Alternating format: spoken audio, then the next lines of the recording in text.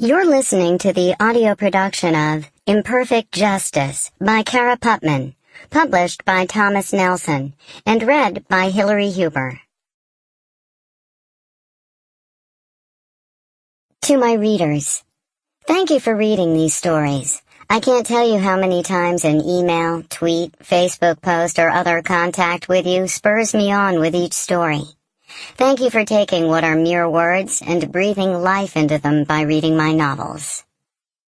To Amanda Bostic and L.B. Norton, we had to dig deep to pull this story out.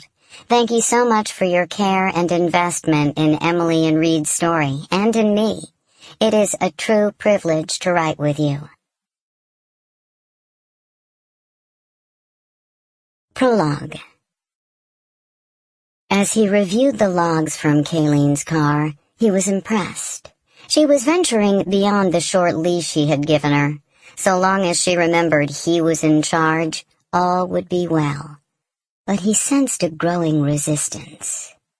He stroked his chin as he leaned into the computer screen. There was a pattern here. Once he uncovered it, he would know how to rein her in and remind her that she lived for his pleasure. He could bring her back into compliance.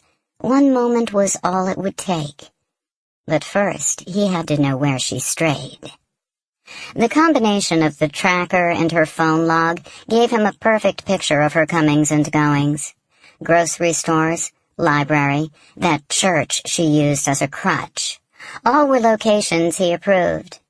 But this repeated stop at a strip mall that held a CPA's office, a dry cleaner, a coffee shop, and a women's resource center. Kayleen's stops were too long to be dropping off or picking up clothing. He handled their finances, she wouldn't be visiting an accountant, and Kayleen didn't drink coffee. So what was she doing at the center? He snorted. Women's resource center. What a joke. He'd looked it up. While cloaked in benign words, its purpose was more invasive. It existed to rip families apart. It was time to up his surveillance. She always went on Thursdays, when the girls had piano. She'd underestimated him, something she wouldn't do twice. He'd make sure of it. Maybe he'd create something else for her to do this Thursday. An errand perfectly timed to disrupt her plans. A grim smile grew across his face as he cracked his knuckles. That was perfect. If she protested, he'd know he'd been too lenient. It was time to remind her who was in control.